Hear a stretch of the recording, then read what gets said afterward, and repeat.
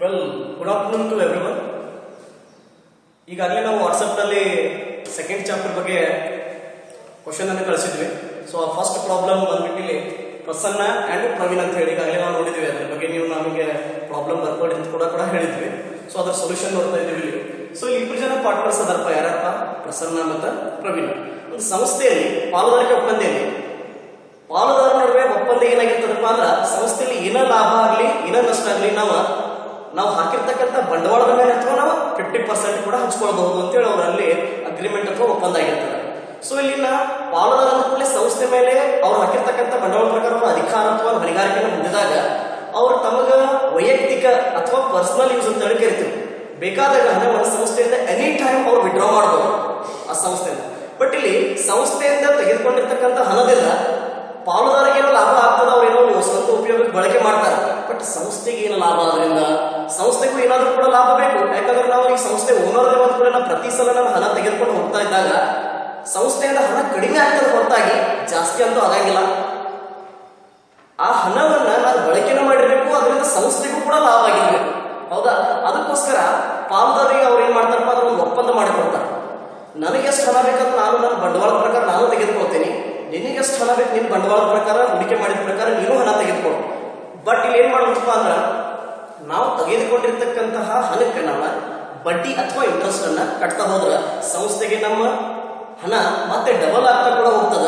ಮತ್ತೆ ನಾವು ಹಣವನ್ನ ದುರ್ಬಳಕೆ ಮಾಡ್ಕೊಳ್ಳೋದು ತಪ್ಪುತ್ತದೆ. ನಮಗೂ ಒಂದು ಜವಾಬ್ದಾರಿ ಇರ್ತದೆ ಸಂಸ್ಥೆಯನ್ನು ನಡೆಸ್ಕೊಂಡು ಹೋಗ್ಬೇಕಪ್ಪ ಅಂತ ಹೇಳಿ. ಸೊ ಅದೇ ರೀತಿಯಲ್ಲಿ ಪ್ರಸನ್ನ ಇದ್ದಾಗ ಏನ್ ಮಾಡಿದ್ರಪ್ಪ, ಈ ಸಂಸ್ಥೆ ಒಳಗ ಕೆಲವೊಂದಷ್ಟು ಹಣವನ್ನ ಪ್ರತಿ ತಿಂಗಳ ವಿಡ್ರಾ ಮಾಡ್ತಾ ಹೋಗಿದ. ಅವು ಒಂದೇ ನಿರ್ದಿಷ್ಟ ಅಮೌಂಟವನ್ನ ವಿಡ್ರಾ ಮಾಡಬಹುದು. ಫಾರ್ ಎಕ್ಸಾಂಪಲ್ 1000 ತಕ್ಕೊಂಡು ಹೋಗ್ಬಹುದು, ಅಥವಾ 1000 ಆದ ತಕ್ಷಣ ನಾವು 3000 ತಗೋಬಹುದು. ಅವ್ನು ಎಷ್ಟು ಅನುಕೂಲ ಅದ ಆ ಒಂದು ಆಧಾರದ ಮೇಲೆ ಏನ್ ಮಾಡ್ತಾನಪ್ಪ, ಹಣವನ್ನ ವಿಡ್ರಾ ಮಾಡ್ತಾ ಹೋಗ್ತಾನೆ. ಬಟ್ ಸಂಸ್ಥೆ ಏನ್ ಹೇಳ್ತದ, ನೀ ಎಷ್ಟು ಹಣವನ್ನು ತೆಗೆದುಕೊಂಡು ಬಟ್ ನಮ್ಮ ಸಂಸ್ಥೆಯಿಂದ ನಾವು ಇಂತಿಷ್ಟು ಬಡ್ಡಿಯನ್ನ ಚಾರ್ಜ್ ಮಾಡ್ತೀವಿ. ದಟ್ ಈಸ್ ಕಾಲ್ಡ್ ಇಂಟ್ರೆಸ್ಟ್ ಅನ್ನ ಚಾರ್ಜ್ ಮಾಡ್ತೀವಿ. For example 5%, 6%, 8%. It may be depends on the partners agreement. ಪಾಲುದಾರರ ಸಂಸ್ಥೆ ಪ್ರಾರಂಭ ಮಾಡುವಾಗ ಅವರ ಒಂದು ಒಪ್ಪಂದದ ಮೇಲೆ ಅದು ಅವಲಂಬಿತವಾಗಿರ್ತದೆ. Okay, so let start with the solution.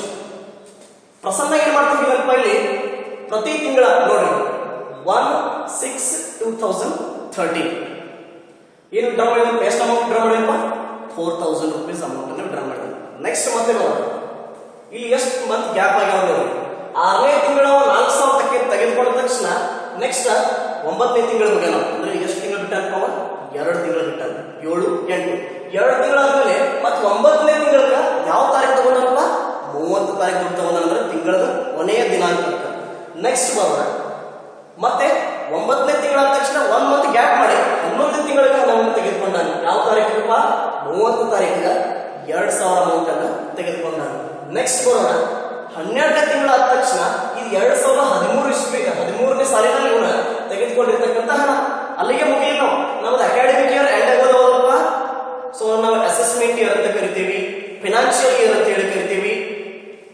ಈ ಬಿಸ್ನೆಸ್ ಇಯರ್ ಎಂಡ್ ಆಗೋದ ದಟ್ ಇಸ್ 31st ಮಾರ್ಚ್. ಅದು ಇಯರ್ ಯಾವುದೇ ಆಗಿರ್ಬೋದು, 2014 ಆಗಿರ್ಬೋದು, 15 ಅದು ಕಂಟಿನ್ಯೂ ಆಗ್ತಾ ಹೋಗ್ತಾ ಇದೆ. ಸೊ ಇಲ್ಲಿ 2014 ಮೊದಲನೇ ತಿಂಗಳ 1ನೇ ತಾರೀಕ 3000 ಅಮೌಂಟ್ ಅನ್ನು ಡ್ರಾ ಮಾಡಿದಾನ. ಸೊ ಅಮೌಂಟ್ ಎಷ್ಟರ ತಗೊಳ್ಳಿ, ಸಂಸ್ಥೆ ನಿರಂತರವಾಗಿ ಕಾರ್ಯಚಟುವಟಿಕೆ ನಡೀತಾನೆ ಇರ್ತದ. ಅಮೌಂಟ್ ಎಷ್ಟರ ತಗೊಳ್ಳಿ, ಆ ತಗೊಂಡಿರ್ತಕ್ಕಂಥ ಹಣಕ್ಕೆ ಅವನ್ನ ಆ ಮಂತ್ ಕ್ಯಾಲ್ಕುಲೇಷನ್ ಮಾಡಿ ನಾವೇನ್ ಮಾಡ್ಬೇಕಪ್ಪ, ಆ ಅಮೌಂಟ್ಗೆ ನಾವು ಬಡ್ಡಿಯನ್ನ ಚಾರ್ಜ್ ಮಾಡ್ಬೇಕು. Okay, let's start. ಸೊ ನೋಡಿ ಇಲ್ಲಿ ಮಂತ್ ಈ ಪ್ರಾಬ್ಲಮ್ ಅಲ್ಲಿ ಇಂಪಾರ್ಟೆಂಟ್, ಈಗಾಗಲೇ ನಾವು ಅಮೌಂಟ್ ಕೊಟ್ಟಿರ್ತಾರೆ, ಡೇಟ್ ಕೊಟ್ಟಿರ್ತಾರೆ. ನಾವು ಮಾಡ್ಬೇಕಾಗಿದ್ದಲ್ಲಿ ಬರೀ 2 ಕಾಲಮ್ ಕೆಲಸ. ಯಾವ್ದಪ್ಪ? ಒಂದು ಔಟ್ಸ್ಟ್ಯಾಂಡಿಂಗ್ ಮಂತ್ಸ್. ನಾನು ಅದರಲ್ಲಿ ಶಾರ್ಟ್ ಫಾರ್ಮ್ ಆಗಿ OS ಅಂತ ಹೇಳಿ ಬರ್ದೇನೆ, ಅಂದ್ರೆ ಔಟ್ಸ್ಟ್ಯಾಂಡಿಂಗ್ ಮಂತ್ಸ್. ಇನ್ನು ನೆಕ್ಸ್ಟ್ ಕಾಲಮ್ ಬರ್ಬೇಕು ಪ್ರಾಡಕ್ಟ್. ಹೌದಾ? ಈ ಪ್ರಾಡಕ್ಟ್ ಅನ್ನ ನಾವು ಔಟ್ಸ್ಟ್ಯಾಂಡಿಂಗ್ ಮಂತ್ ಅಮೌಂಟ್ ಜೊತೆ ಮಲ್ಟಿಪ್ಲೈ ಮಾಡಿದಾಗ ನಮಗೆ ಪ್ರಾಡಕ್ಟ್ ಸಿಗ್ತದೆ. ಇಲ್ಲಿ ನಾವು ಟೋಟಲ್ 4 ಕಾಲಮ್ ಅನ್ನು ಪ್ರಿಪೇರ್ ಮಾಡ್ತೀವಿ: date, amount, outstanding month, product. So ನಮ್ಗೆ ಈಗಾಗಲೇ ಅವ್ರು 2 ಕಾಲಮ್ ಅನ್ನು ಕೊಟ್ಟಿರ್ತಾರೆ. ಈ ಕಾಲಮ್ ಅನ್ನ ನಾವು ಕ್ಯಾಲ್ಕುಲೇಷನ್, ಈ 2 ಕಾಲಮ್ ಅನ್ನ ನಾವು ಕ್ಯಾಲ್ಕುಲೇಷನ್ ಮಾಡ್ಬೇಕಾಗ್ತದೆ. Let's start with the first column. 1/6/2013. Okay, so ಮೊದಲನೇದಾಗಿ ಫಸ್ಟ್ ನೋಡ್ತಾ ಹೋಗೋಣ. 1/6/2013. ಸೊ ಅಲ್ಲಿ 4000 ಅಮೌಂಟ್ ಅನ್ನು ತೆಗೆದುಕೊಂಡಾನ. ಓಕೆ, ಯಾವಾಗಪ್ಪ? 1/6.